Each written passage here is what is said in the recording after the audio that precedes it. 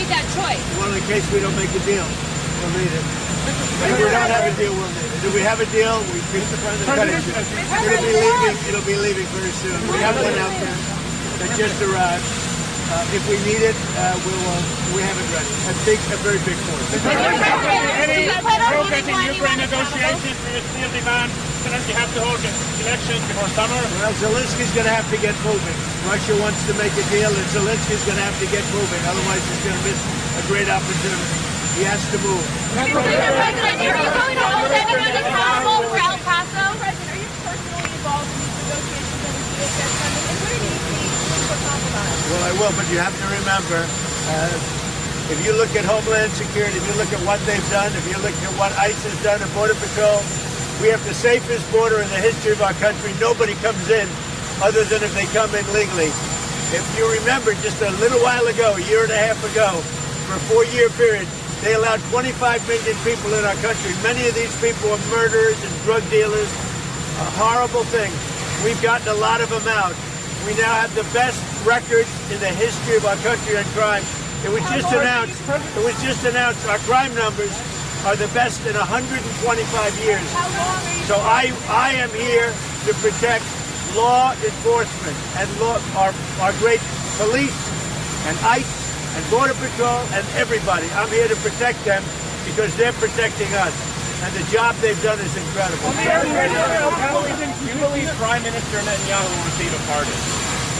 I do think so, yes. On El Paso, are you satisfied in Kristi Noem, Mr. President? Yeah, I do. Are you We have safe borders, we have low crime numbers. Yeah. Mr. President, do you think anyone should be held accountable? You mean the way it happened? Yeah. People learn. People learn. People should learn.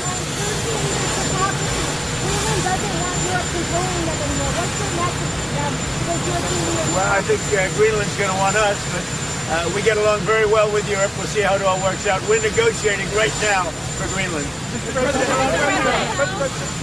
you think the cartels are at all involved in Nancy Guthrie's case or another nation state potentially? You can't say that yet, but it's somebody either knew what they were doing very well or they were rank amateurs. Either way, it's not a good situation. Mr. President, do you think Sean Duffy should be held accountable? Well, I have a great relationship with them. If it wasn't for me, they'd be paying 2% and not paying. Instead, they're paying 5% and they're paying. We have a very good relationship with NATO. Mr. President, how confident are you that our negotiations with Iran will be successful? I think they'll be successful, and if they're not, it's going to be a bad day for Iran. Very bad. Mr. President.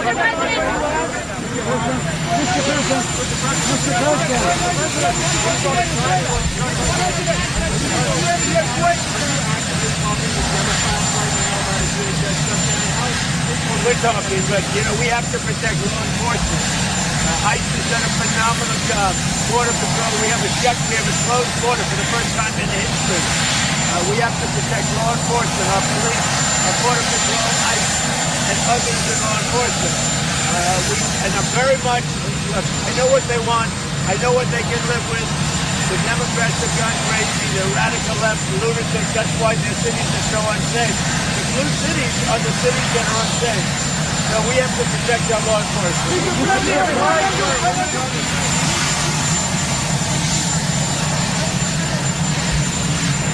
So we have a very good relationship with the president of Venezuela. As you know, we're working together very closely.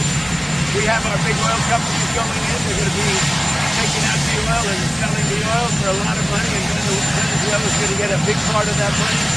And the relationship we have right now with Venezuela is, I would say, a 10. And I think it's beneficial. We'll be the recognizing the Elton Guthrie himself as your official government. Well, right now we have done that. We're dealing with them. And really, right now, they've done a great job. Yeltsin's done a very, very good job, and the relationship is strong. The oil is coming out, and a lot of money is being paid for oil by other nations, and we're taking care of it. We're refining it, and we're the only one that has the capability to refine it. Right now, the relationship with Venezuela is as good as it could be. When are you planning to visit Venezuela first? I'm going to make a visit to Venezuela. When? They haven't decided. Are you from Venezuela? From Colombia, so usted va a Venezuela. He just had a good meeting with you. The president of Colombia on the Munich Security Conference, what is your message? I think the only message is we have a great relationship with NATO. We're a very powerful part of NATO. The people that are the heads of the countries, the various countries that we're talking about, they're all friends of mine.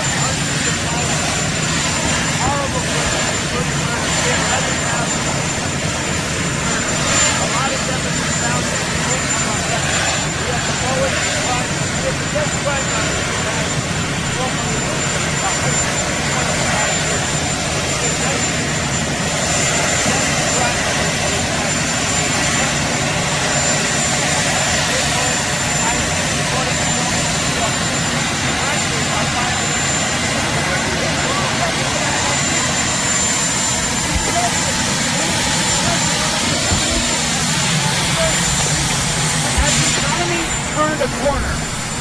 I think so. We're at 50,000, and we're at 7,000 with S&P. If you remember, and they can say it any way they want, they said if Trump, by the end of his term, 4 years, would get the number of Dow number to 50,000, it would be a miracle. It would be. I got it in 1 year to 50,000. Think of it, in 1 year, and I got S&P, which is actually harder, to 7,000, which they said would be impossible to do even within 4 years, and I got it in 1 year. The economy is doing unbelievable. We right now have the hottest country anywhere in the world. Do you think you're going to pass the president?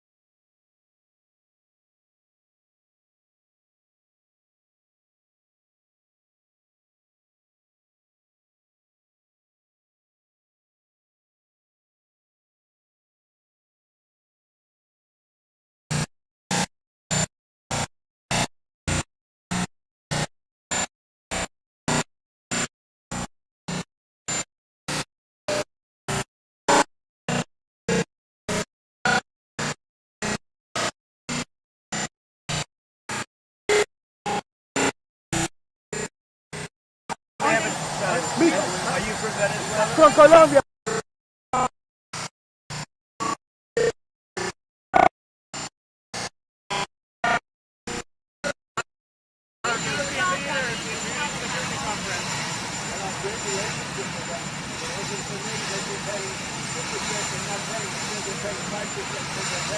We have a very good relationship with NATO.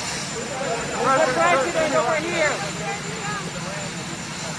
I think they'll be successful, and if they're not, it's going to be a bad day for Iran. Mr. President, when are you planning? Mr. President, when are you planning to go to Venezuela? Mr. President, when? Actively talking with Democrats right now about a DHS shutdown. We're talking, but we have to protect law enforcement. ICE has done a phenomenal job. Border Patrol, we have a closed border for the first time in history. We have to protect law enforcement, our police, our Border Patrol, ICE, and others in law enforcement. And I'm very much, look, I know what they want. I know what they can live with. The Democrats have gone crazy. The radical left, lunatics. That's why their cities are so unsafe. The blue cities are the cities that are unsafe. So we have to protect our law enforcement. Mr. President, when are you?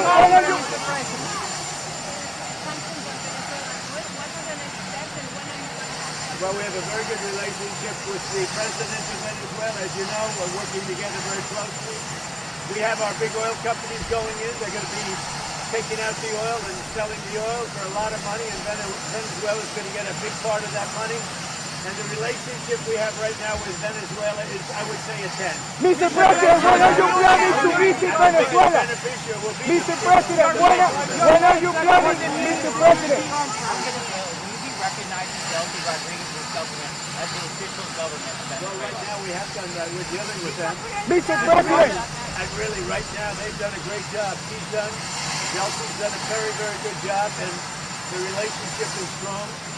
The oil is coming out, and a lot of money is being paid for oil by other nations, and we're taking care of it. We're refining it, and we're the only one that has the capability to refine it.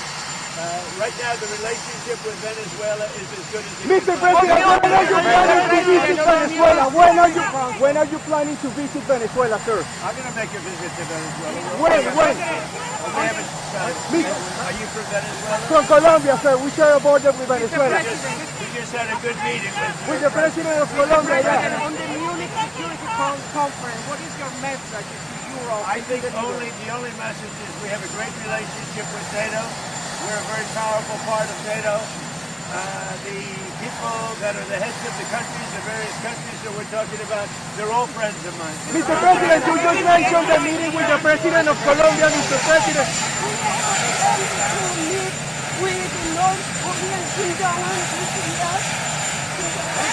you have a deadline for Iran, Mr. President? Do you have a deadline for Iran? Do you have any deadline for Iran? My mind is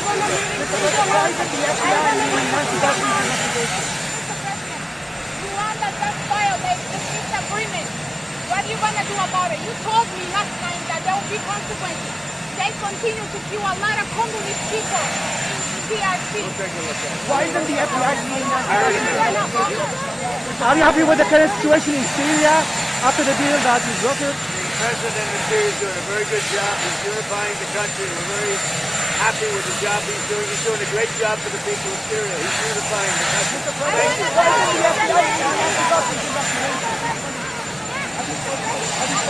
you.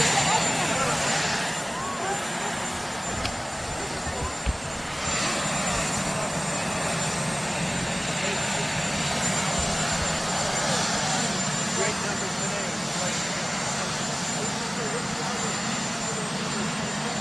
I think we're going to have 100,000 by the time I get off. I think we're going to be at 100,000. And if you remember, when I was first elected, everybody said, if I got it to 50,000 to Dow, or 7,000 with the S&P, if I got it to 50,000 with the Dow, that would be amazing. That would be in 4 years from then, from the election.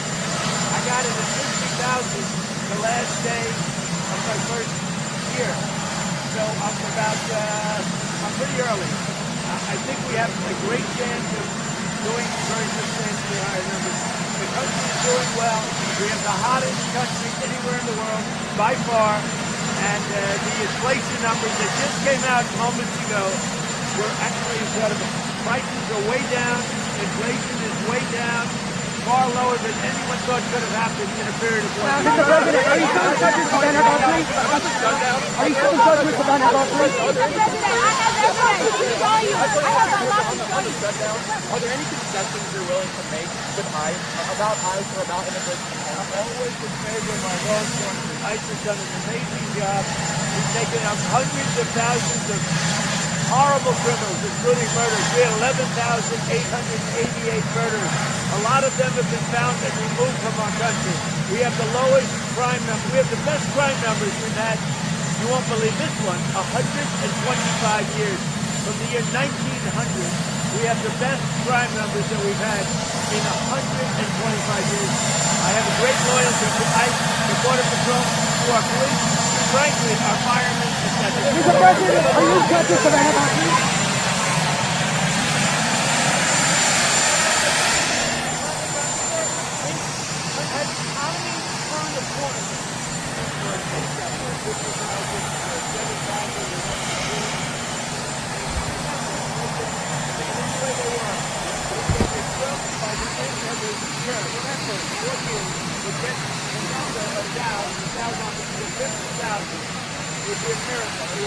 I got it in 1 year for 50,000. Think of it, in 1 year. And I got S&P, which is actually harder, to 7,000, which they said would be impossible to do even within 4 years. And I got it in 1 year. The economy is doing unbelievable. We right now have the hottest country anywhere in the world. Where is he going? He's coming back out? Oh, okay.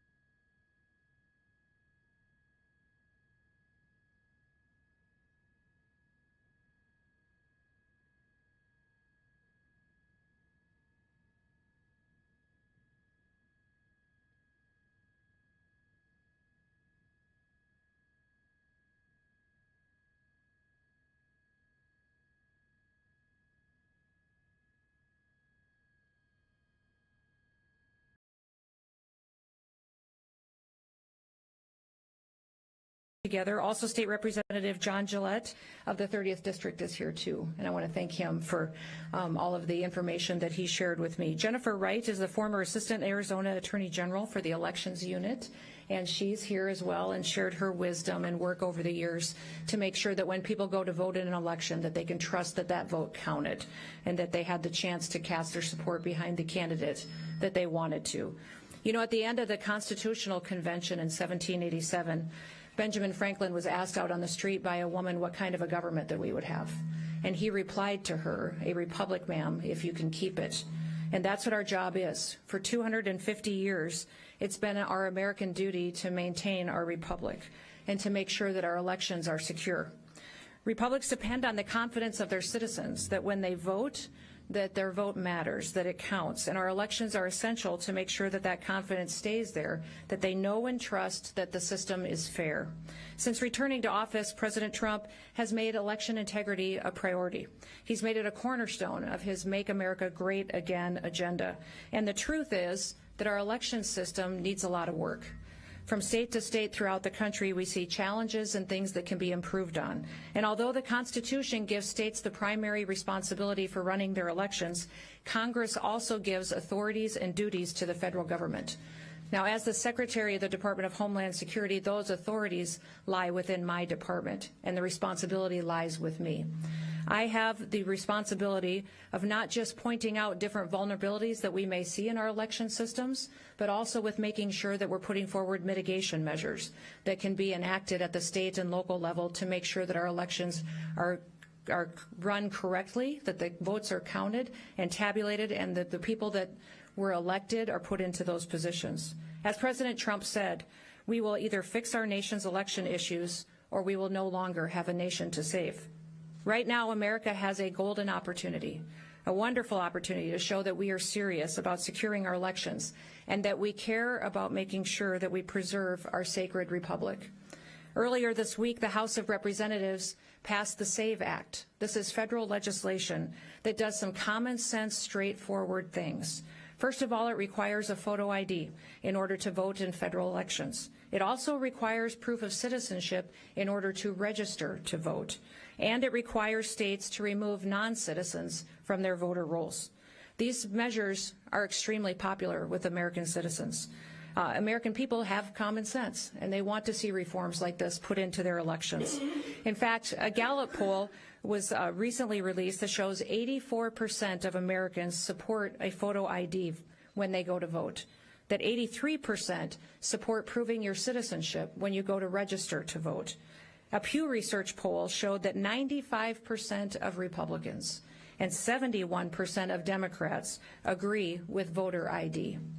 There's a reason why more than 80% of Americans support these measures, and that's because they work and they're common sense and they build trust into the system.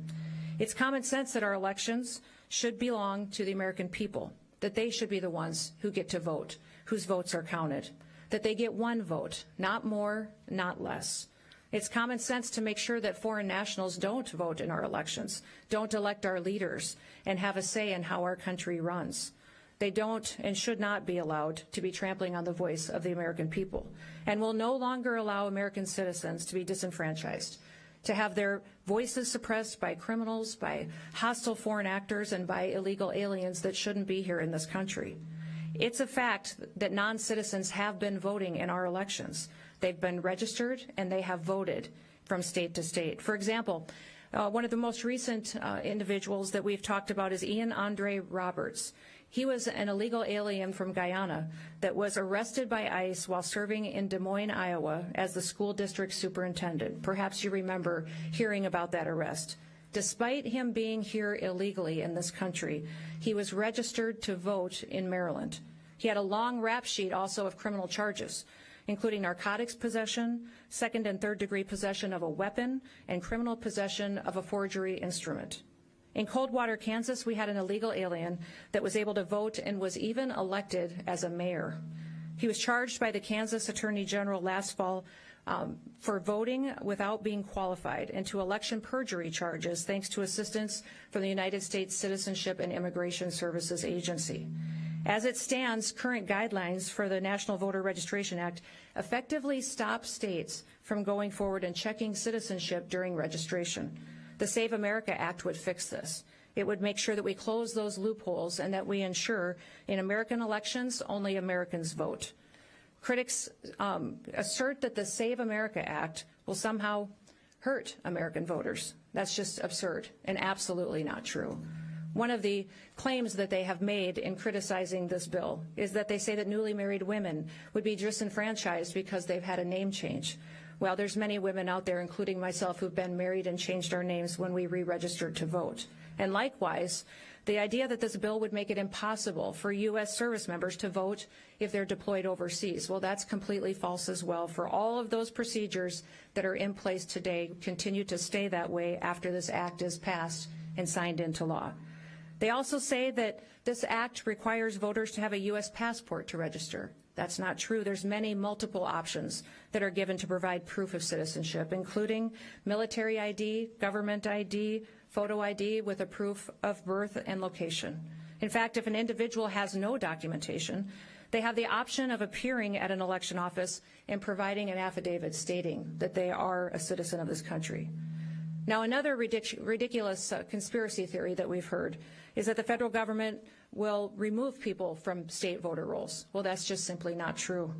It's state and local election officials do the registration, and they maintain these lists going forward. We just help them do their job and make sure that they're doing it correctly. Each of the arguments that have been laid out to criticize this bill are baseless speculation from the radical left because they want illegal aliens to vote in our elections. They want to disenfranchise American citizens by telling them that their votes don't matter. There's only one reason that anyone would oppose this bill, and that's because they would want to cheat. They want illegal people and aliens in this country to be able to vote for them and to rob the United States citizens of their vote. And that's why they resist us at every single level when we're trying to deport people back to their home countries or stop them from committing crimes against the American people. That's why they do not support voter ID, proof of U.S. citizenship, or clean voter rolls. That's why the Save America Act is absolutely critical to our country's future. Because without secure elections, we lose what makes our country so great. And then when we lose that, we lose our country altogether. Almost 200 years ago in 1833, a Supreme Court Justice Joseph Story warned us with this. And he warned us this about illegal entry into our country. If aliens might be admitted indiscriminately to enjoy all of the rights of citizens at the will of a single state, the Union itself might be endangered by an influx of foreigners, hostile to its institutions, ignorant of its powers, and incapable of a due estimate of its privileges. There is no room in our election system for people that aren't Americans. There is no room in our election system for fraudsters and foreign influence. The Declaration of Independence said this simple, self-evident truth, that governments derive their just powers from the consent of the governed. Fair and secure elections are how we measure the consent of the governed, and they ensure that our American citizens' voices are heard. Our founders, at the time of the creation of this country, pledged their lives, their fortunes, and their sacred honor to defend our freedoms.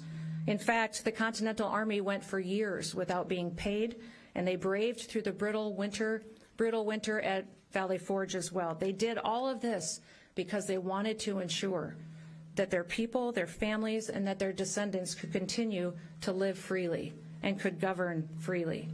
If we don't uphold this bedrock principle of representative government, then our nation's choices will be decided by illegal aliens, by criminals, by foreign actors, and people that don't support America being the greatest country in the world. Our nation's choices, instead, if it were allowed to degrade our election system, would allow illegal aliens, criminals, and others to undermine our country. This kind of election security is something that the government owes to the American people, and it's something that we, the American people, owe to ourselves. We need to pass the Save America Act. We need to pass it today and sign it into law to ensure that the integrity of our election system stays in place for years to come. May God continue to bless this great state, the great people who are working to make sure that everybody's vote matters and that it counts. May God continue to bless the great United States of America. Thank you. With that, I will open it up to any questions that you may have. Yes. Arizona already requires proof for citizenship. And there have been repeated audits that have found that there is no widespread fraud happening in Arizona. Do you worry that emphasizing election security threats without evidence could undermine public confidence? And how do you ensure that messaging doesn't further any misinformation? We have a SAVE program that is available to the state of Arizona that the state of Arizona could ensure through their Secretary of State that every county has access to and allow them to go back in and verify those individuals that are on the voter rolls today to make sure they should be voting in the elections that come forward. That's what I would encourage the Secretary of State to do, and I'll be sending out mitigation measures that can help build promise back into that system to maintain the critical infrastructure that is our elections.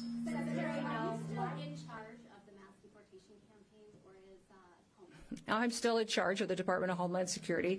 That includes all 23 different agencies under our umbrella, including ICE and CBP, but also FEMA, TSA, Secret Service, the Coast Guard, many, many more.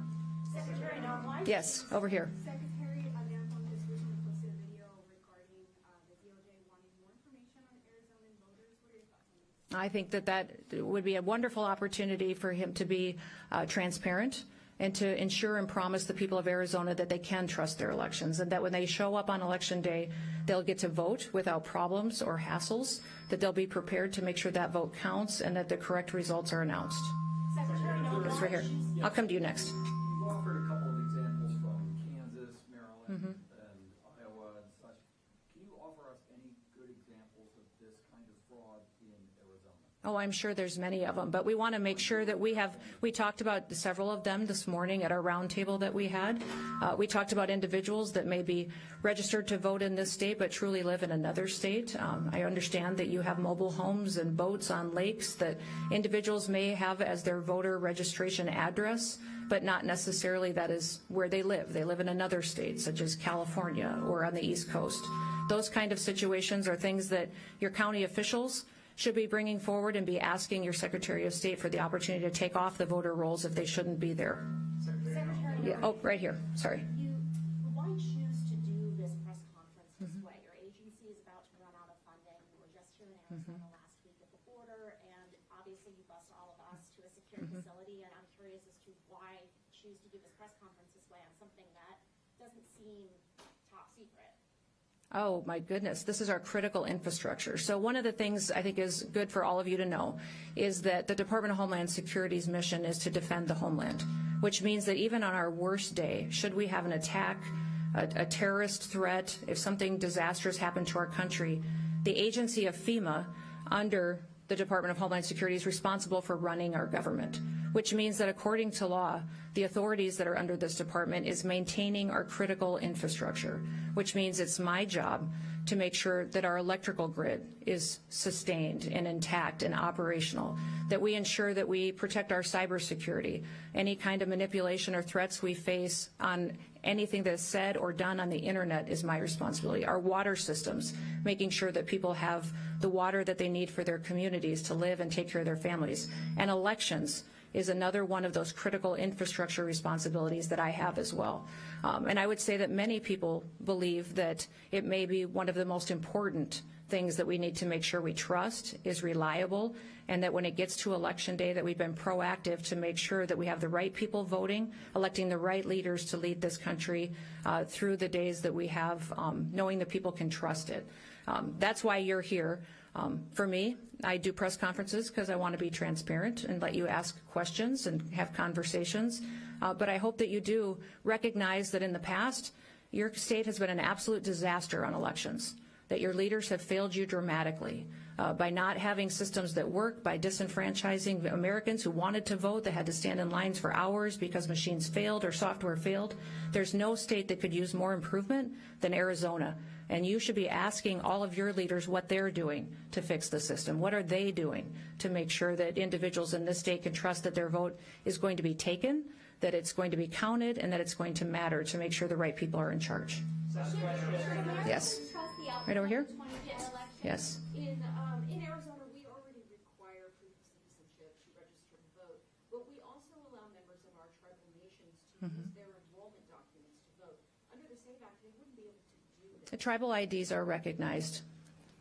Tribal IDs. But most tribes don't have tribal IDs, not with photos and places of birth. They There's many different options that can be used. Now remember, the SAVE Act only says that you need to prove your citizenship when you register to vote. It does not say that you have to prove your citizenship and able to go and vote. When you go vote on that day, you need to have a photo ID. And many times in Arizona here, you do have that requirement on your voter rolls. However, I understand that you need to go back and clean up your voter rolls. We have a program through the Department of Homeland Security that's called the SAVE program that your Secretary of State and your governor can use today to clean up voters on your rolls that shouldn't be there. Maybe people who've passed away, people that aren't citizens, people that don't live here. And that would make sure that in your next election, when people are casting their votes, they know they're voting for the right decisions, and that those votes are counted, and they're counted appropriately, and someone else didn't get to weigh in on their leadership. Yes, last one. Regarding the El Paso airspace closure, confirm that CBP actually hit a party balloon that it thought was a drone with a laser early this week, as it was reported, and if that is true, why wasn't the action coordinated with the FAA? You know, this was a joint agency task force mission that was undertaken, and we're continuing to work on the communication through that, but recognize we're grateful for the partnership of the Department of War and the FAA as we go forward. Thank you. Thank you, Chris. All right. Thanks, everybody.